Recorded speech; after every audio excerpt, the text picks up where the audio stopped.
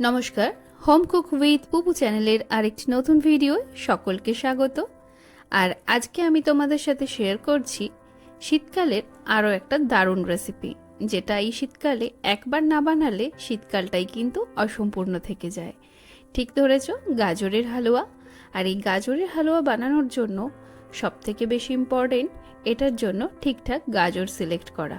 তো অবশ্যই তোমরা কিন্তু এই রকম সরু লম্বা দেশি গাজর ব্যবহার করবে, যেটাতে কিন্তু স্বাদ ভীষণ ভালো হয় আর কালারটাও দারুণ আসে। তো প্রথমেই গাজরগুলোকে এইভাবে ছাড়িয়ে দু টুকরো করে নিয়েছি। এবার ভালো করে ধুয়ে নেওয়ার পর এগুলোকে গ্রেট করে নেব।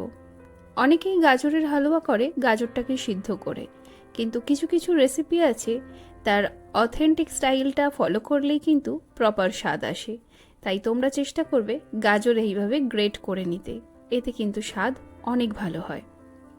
এইবার একটা বাটির মধ্যে আমি দিয়ে দিচ্ছি কিছুটা পরিমাণ আলমন্ড আর কাজু।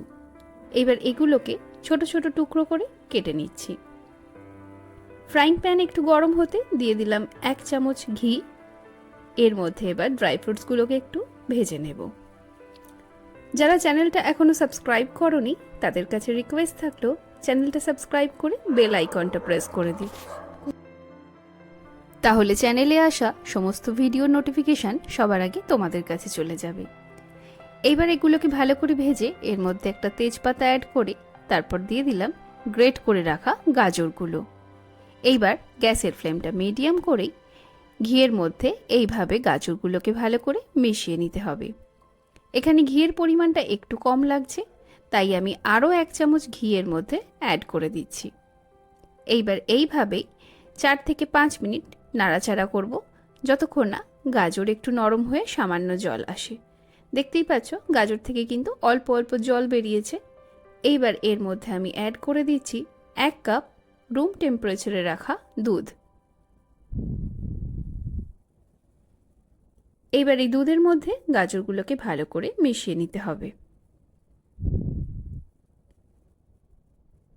এবার এর মধ্যে দিয়ে দিচ্ছি 1 কাপ পরিমাণ চিনি।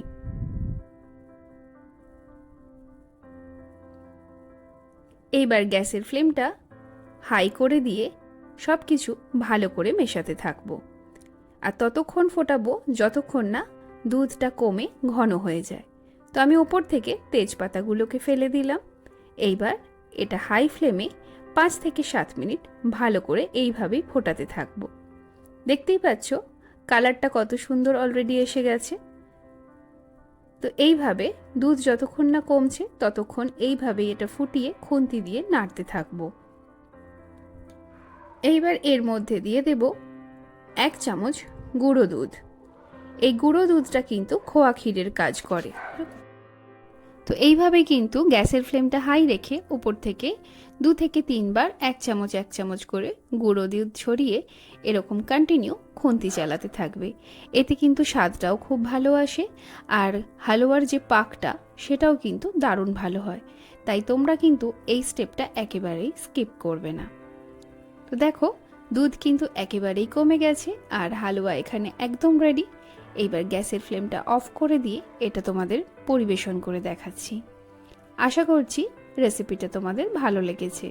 যদি ভালো লেগে থাকে তাহলে অবশ্যই কিন্তু লাইক কমেন্ট করে দিও।